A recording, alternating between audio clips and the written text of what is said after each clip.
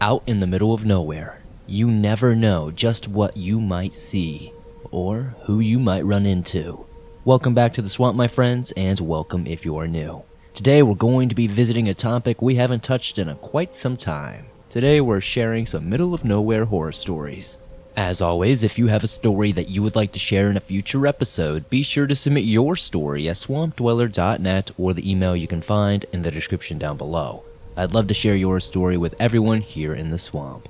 Be sure to hit that like button, subscribe if you're new, and get ready for these downright strange and creepy middle of nowhere horror stories that'll freak you out tonight.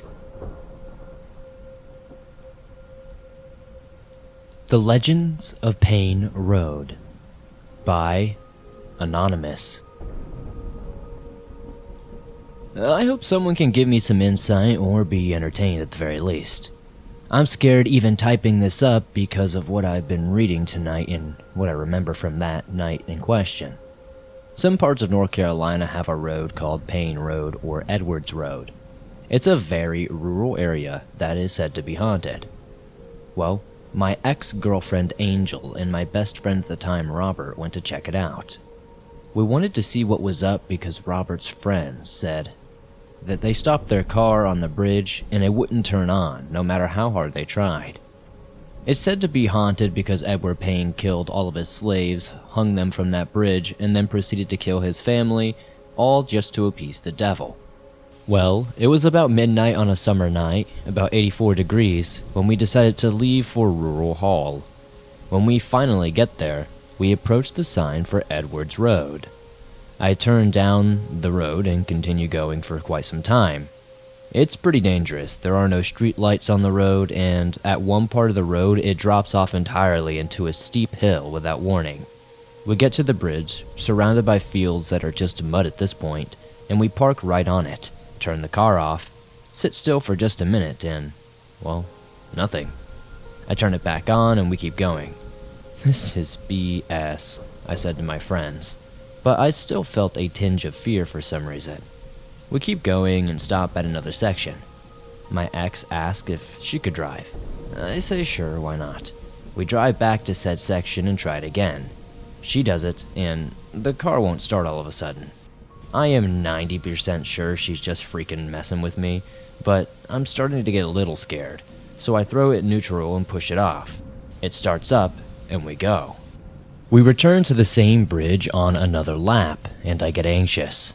We stop about 100 feet away, and I look into the woods past the field. I notice there are green, blue, and red lights flickering all over, and then I notice disembodied shouting. It honestly sounded strange. I don't even know how to explain it, almost like people that were rabid like dogs almost.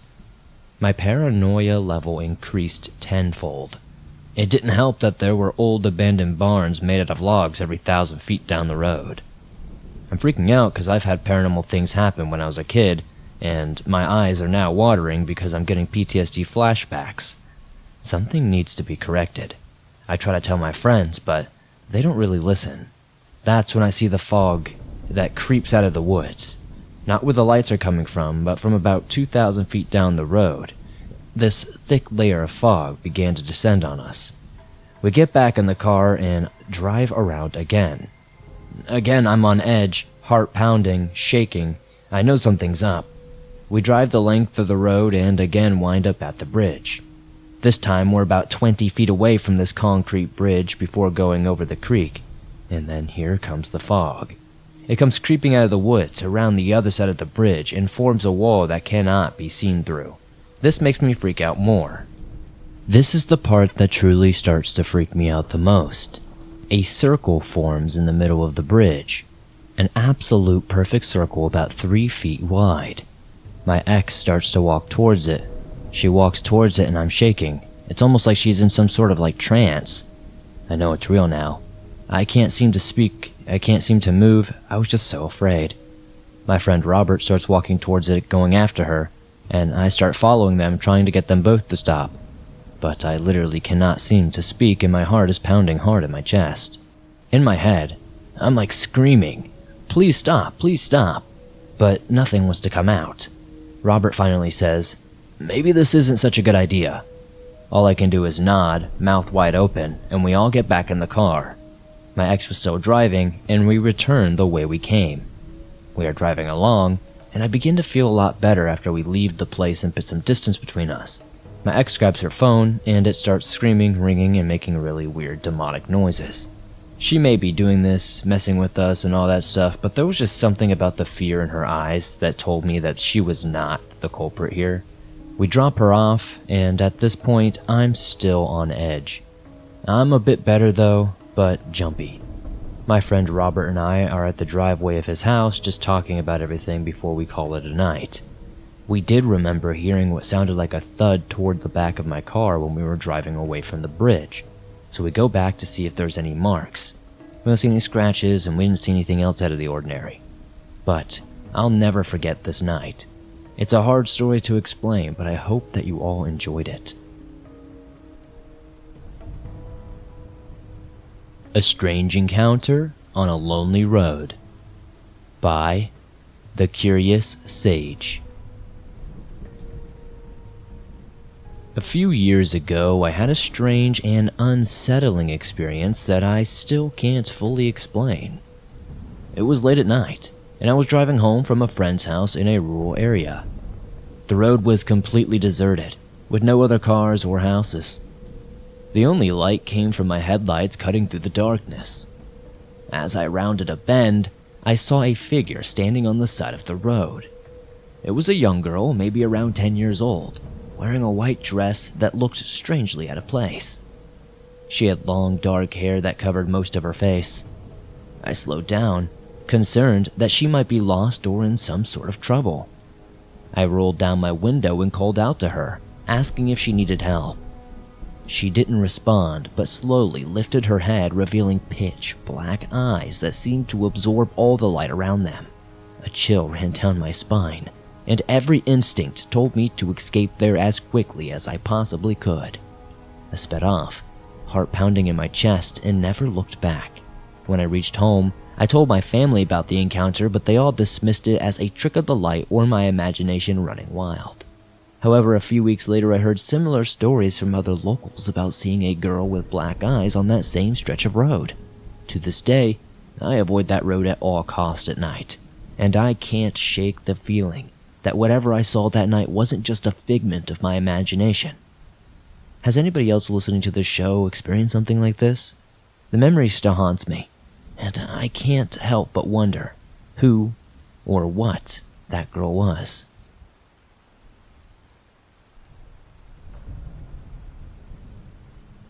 The Shack in Kessington by Anonymous. This story takes place about 5 years ago.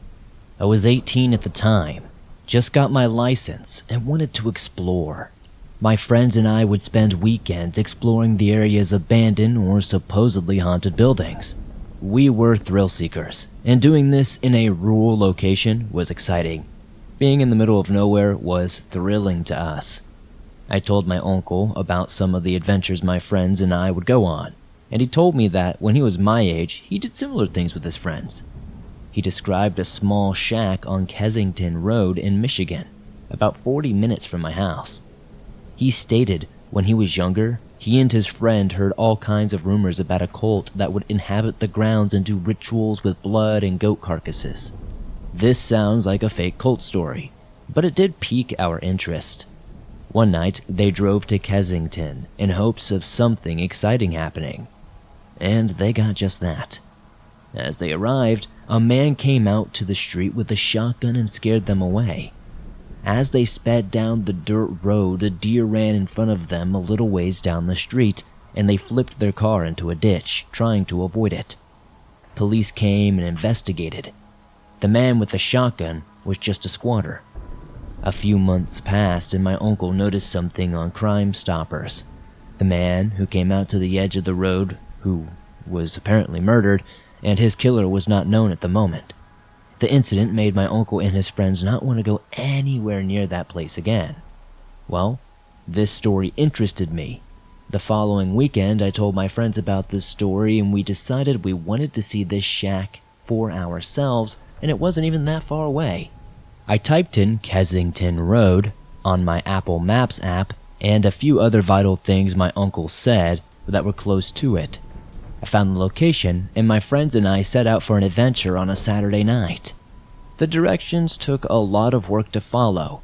The closer we got to the destination, the fewer cars we saw until there was no other traffic at all. There were just deserted cornfields on both sides of us as far as the eye could see. The paved road we were driving on approached a T intersection with a paved road going to the left and a dirt road going to the right. This was as far as the GPS would take us. Kessington Road was just ahead, not left or right, but straight ahead. The road was dirt, not even shown as a road on any of the maps. We drove on this dirt road for about 3 minutes before we located the shack. It was a small building, nothing impressive, tiny, slightly larger than a shed. There was no mailbox for this place and no address on the house. The windows were boarded up with wood, and they looked almost uninhabited. We didn't know what we would find, as my uncle had visited the place probably 10 years prior, and it had been a long time since then. The place still gave us the creeps. Perhaps it was because of the boarded up windows and the absolute lack of life in its surroundings. We pulled over to the side of the road in front of the shack, all afraid to get out and explore. We rolled the windows down and turned the car off to see if we could hear anything. And I swear to you, we heard chanting, like a repetition of words being said. However, we were having trouble discerning what was actually being said or if it was even in English. This gave us absolute chills, but we continued to see what else we could hear. Beneath the chanting, an extremely old broadcast was being played. It sounded something straight out of a World War II era radio program. The location and sounds were enough to give us goosebumps, and we left with chills. Now, it doesn't end there. We returned about a week later to hear the same old broadcast playing and nothing else happening. It was such a mysterious location. A few weeks had passed and we decided we wanted to check it out again to see if the thing was still playing. We headed there, feeling more confident now that we weren't surrounded by darkness. We parked the car on the side of the dirt road again, got out, and approached the shack. A friend of mine went around back while I held my ear to the window, trying to see if I could hear anyone inside. As we were investigating, a car drove by. This was strange, mind you. This shack was in the middle of nowhere on a dirt road, very far away from any other houses. We brushed it off and continued investigating. Not even a minute later, my friend came around and told me what the heck, and we needed to get out of there quickly. He said that same exact vehicle that drove by from the opposite direction was now coming back. We started to grow more cautious, and again the car circled back around and drove right past us, never really looking at us, but just kept going around. This was enough to finally get us to snap into our right minds. We ran back to the car and drove out of there. We turned to the next available street, and to our surprise, the exact vehicle was now following behind us very closely. We were terrified. We made random turns everywhere we could to try to lose them, but we just couldn't seem to shake them. They followed behind us for at least an hour, but it was probably only 10 minutes because everything felt like it slowed down in that moment. Eventually they backed off. It'd definitely be quite some time before we ever decided to talk about the shack in Kessington, let alone ever return there. And if we do ever return there, I'll tell you this, I'm bringing an actual weapon, more than just a stick or a sword, I'll tell you that.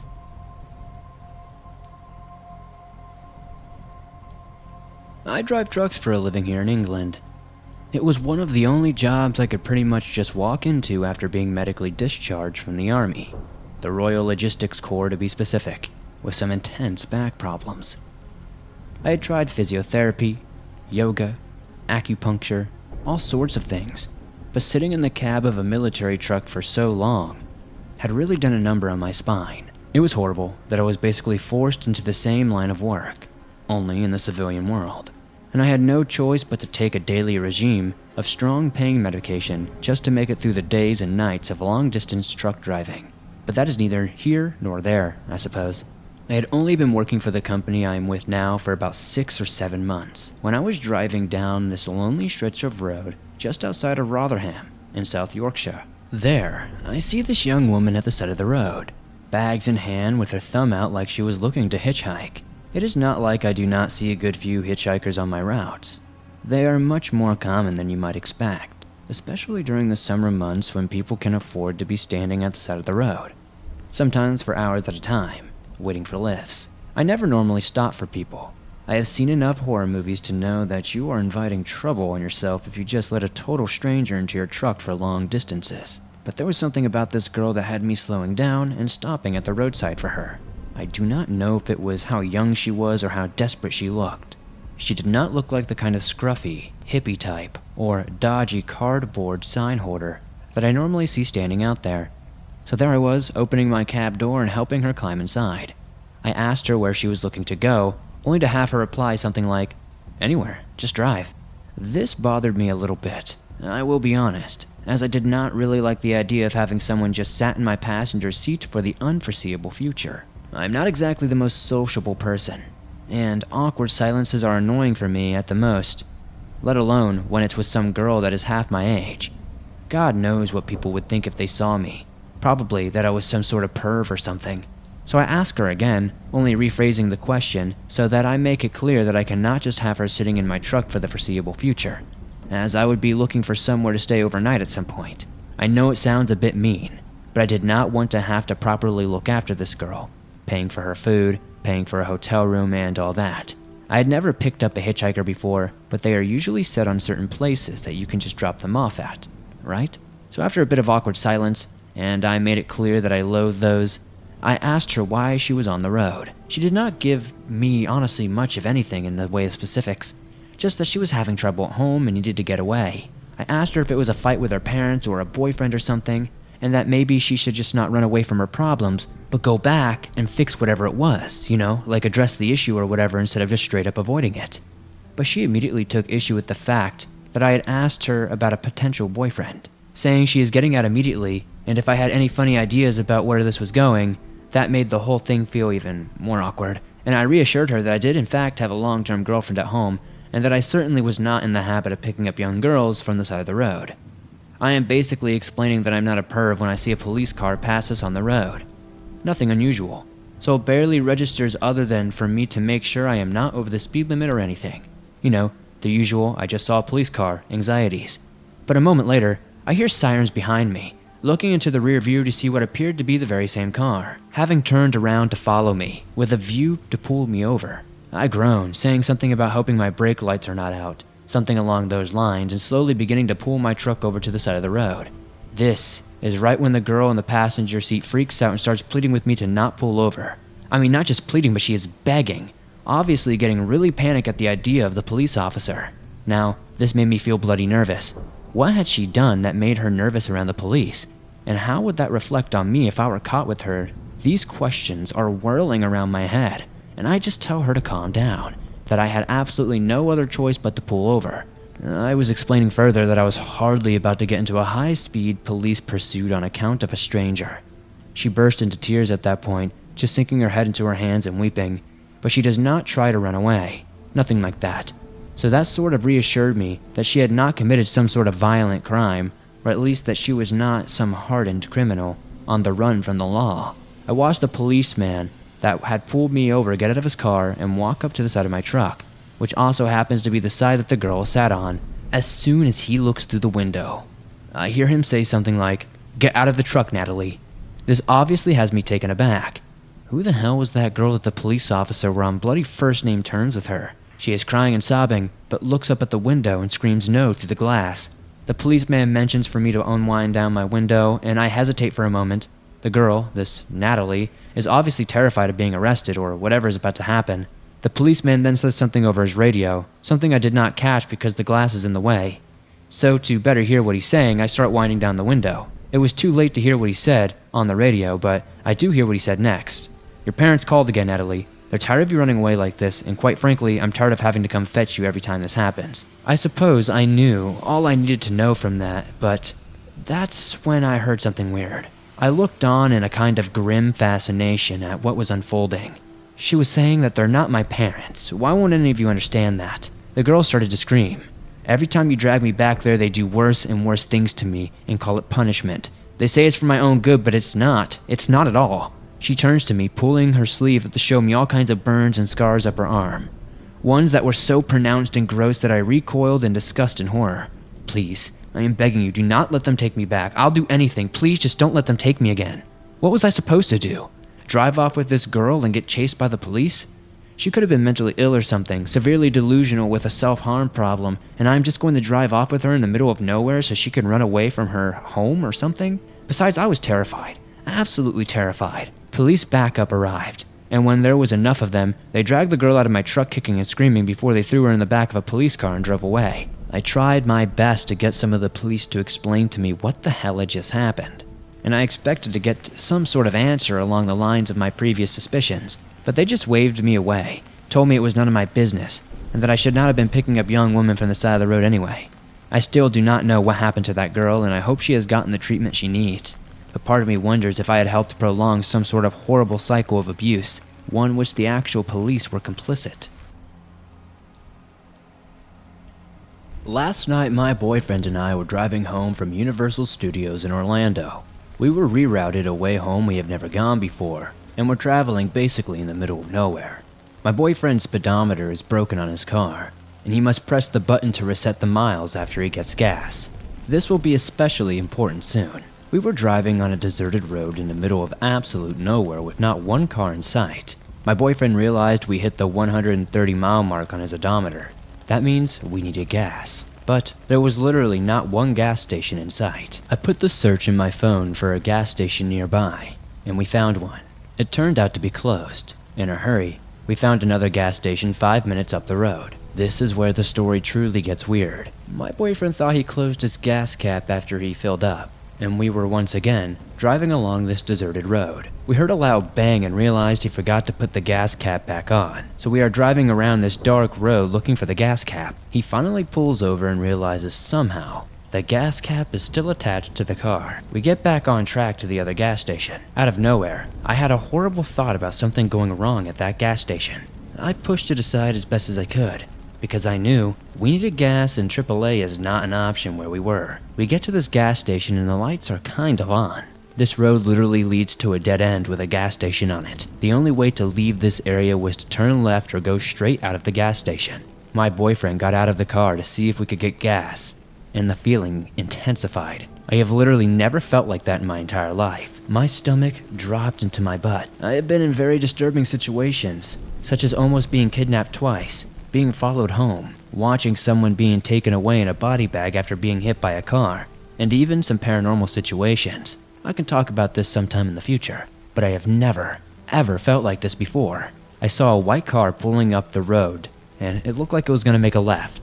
Keep in mind, there is literally no one on this road. He pulls up and notices my boyfriend, and comes back up with his windows down. I found this very strange because my boyfriend has a genuinely nice sports car, and my mind immediately went to panic mode. I started screaming his name, and the man realized that someone else was in the car. He turned left and sped off suddenly.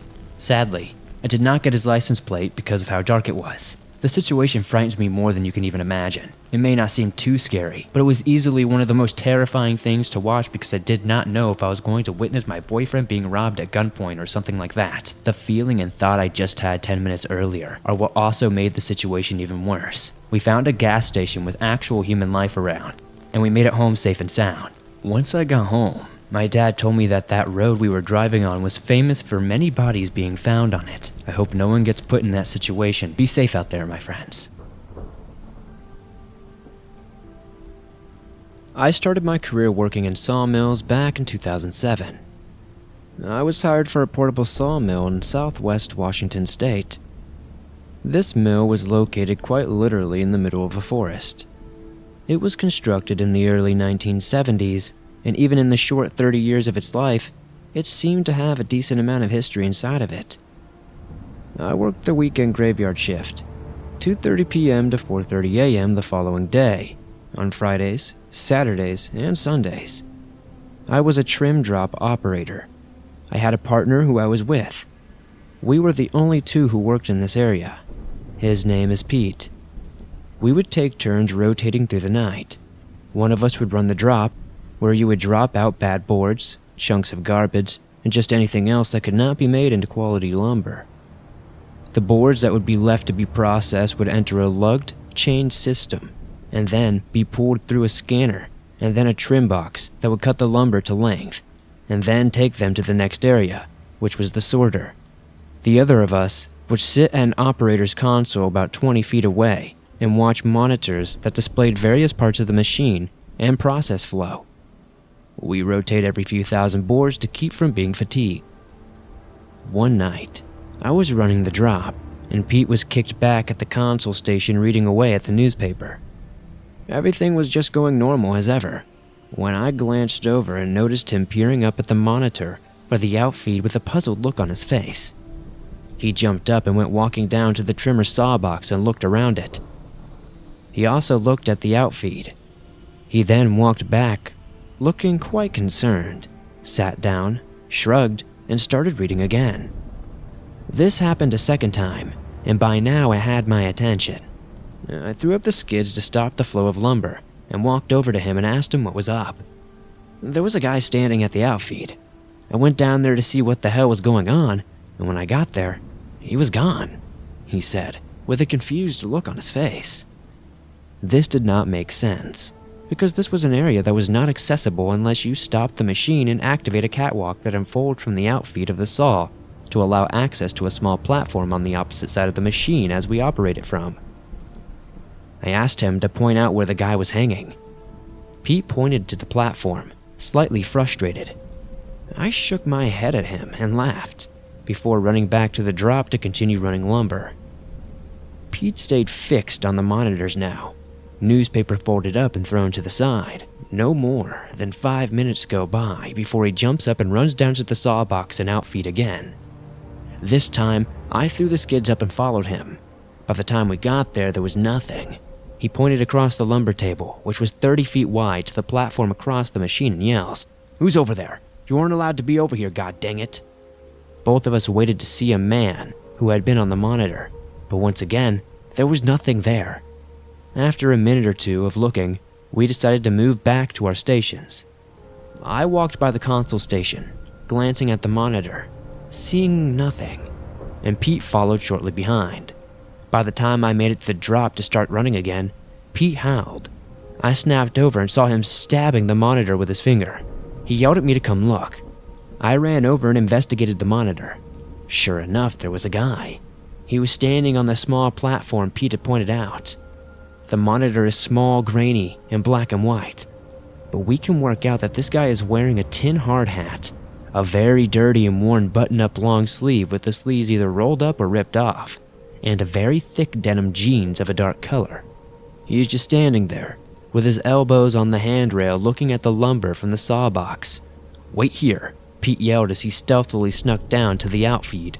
As he closed in on the outfeed area, to catch this guy red-handed for being in an area you cannot or should not be able to access while in operation, I looked back and forth at Pete and the monitor. About the time Pete made it to the saw box, the man on the monitor looked up into the camera and literally just faded away. I completely lost my cool. I felt a cold chill run down my back, accompanied by all the hairs on my arms standing up. I sprinted as quickly as I could to Pete, exclaiming, "That ain't a guy. It's no guy." Pete just stood there dumbfounded. Both of us knew that we were looking at an empty platform, and we had no idea what we should do. We were quite disturbed now. Pete crossed his arms in thought before deciding we should call our foreman down to tell him this story. We walked back to the operator's station and Pete grabbed the mic of the radio and called for the foreman. We ran operations until he arrived, both of us ready to bolt for the saw box in case we saw the entity again. The foreman showed up about 5 minutes or so later, and we stopped running and explained what had happened. The foreman did not look impressed, but he was smiling.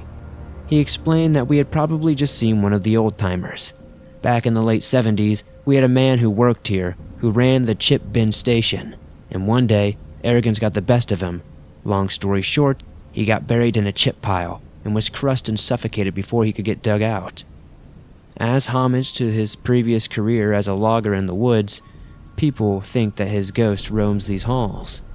Other operators have had occurrences where they have witnessed this entity wandering around different machines, seemingly just watching the flow of lumber.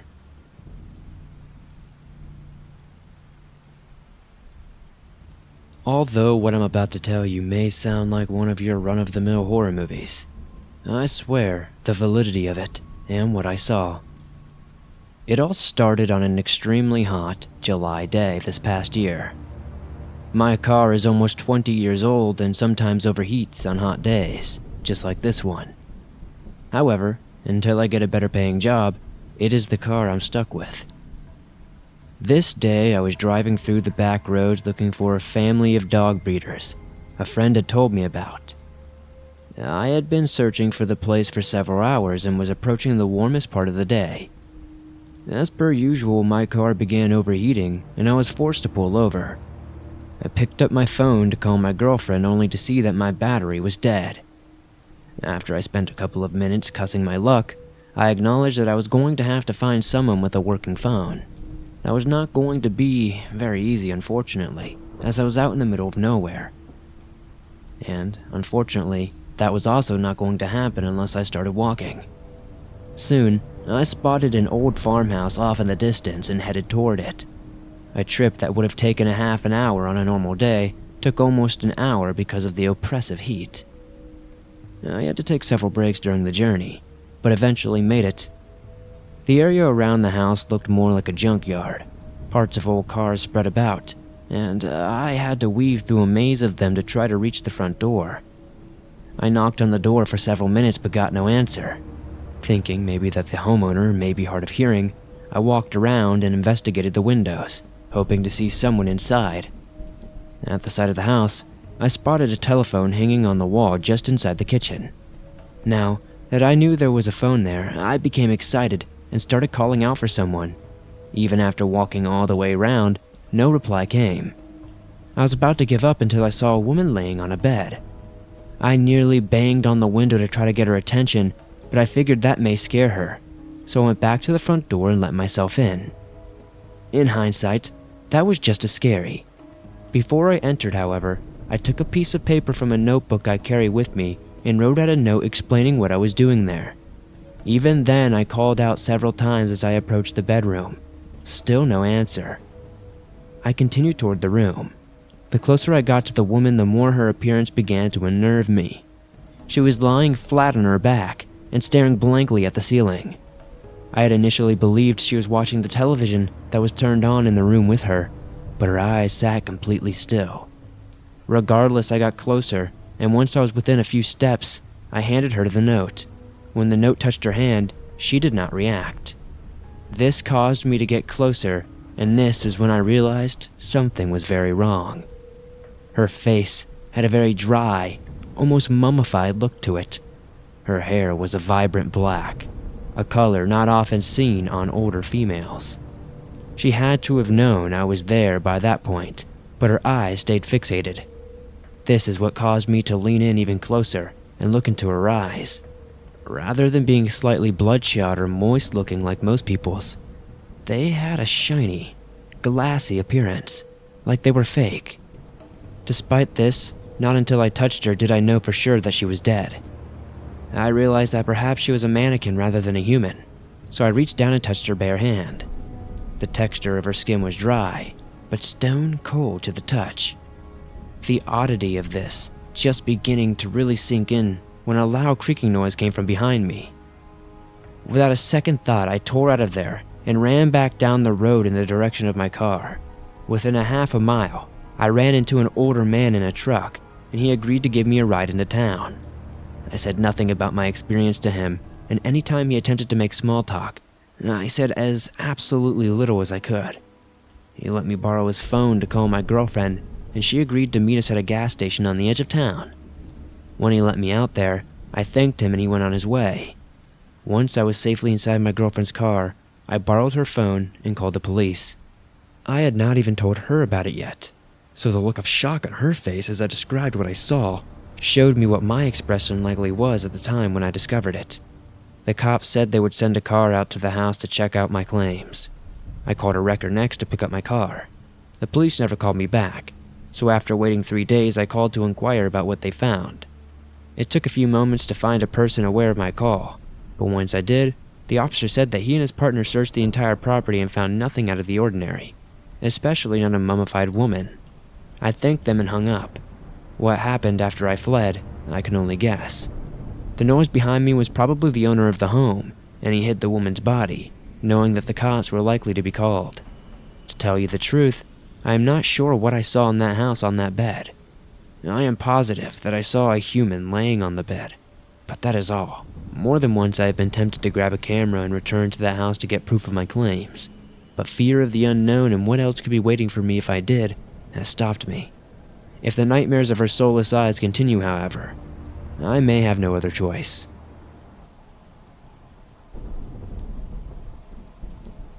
A few months back, one of my friends had opened up to me about a creature he said he encountered 2 times around New Jersey, where my mother lives. This same friend and I have encountered a skinwalker in the past while being in New Jersey, and he told me when he was just a boy, he saw something in the fields next to his house out in the middle of nowhere. Whatever he saw still terrifies him to this day. He has had 2 encounters with this so-called creature, one in the middle of the day, when he was a boy, and one while waking up in the middle of the night. Here are his encounters with an alleged dogman. These stories are also from his perspective, so I could capture the narrative. I hope you enjoy his stories. Hi, my name is Todd, and I have lived in New Jersey all of my life. Since I was a kid, I had all sorts of paranormal and creature experiences, which I can also tell here in the future at some point. I am a heavy believer in the supernatural, and in dogman and other cryptids, just like my friend Sam. Here are 2 of my encounters with what I believe are dogman. It was a clear sunny day, as I was walking alongside a trail that was close to my house.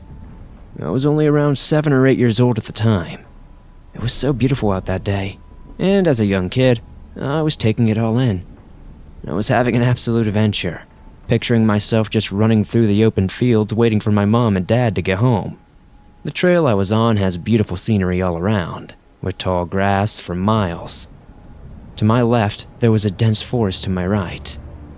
I just was walking through the woods, as whenever my parents were not home, I would just explore. I was enjoying the walk, taking in all the feels of the nature. The smell of the wood was intoxicating, as well as the chirping birds. Then the woods fell silent.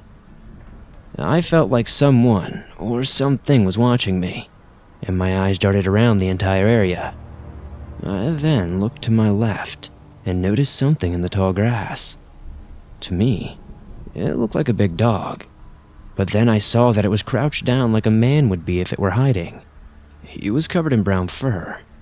It looked like it had a muzzle and ears like a German shepherd, and had eyes that were blood red.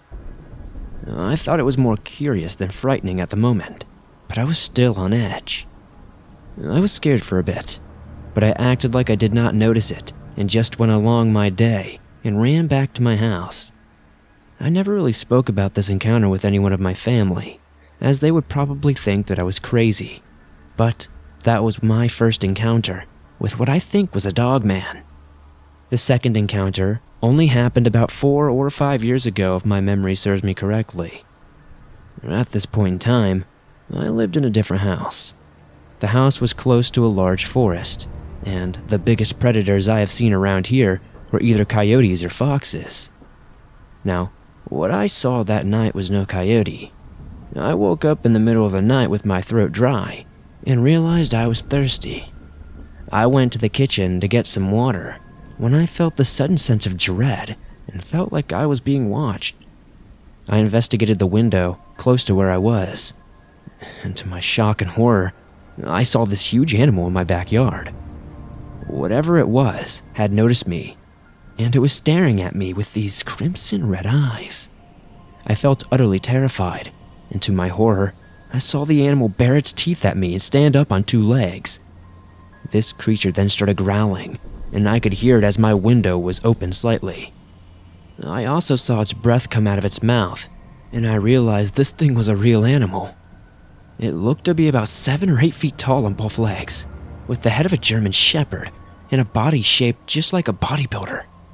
Whatever this thing was then looked at my fence in my yard, ran to it, and jumped across it into the woods below. I went back to my bed terrified and could not sleep for the rest of that night. These two encounters with these beings have shook me to the core and made me realize that there are creatures that science refuses to recognize out there. Be safe, be careful, and be sure to never explore the woods without being armed in some manner.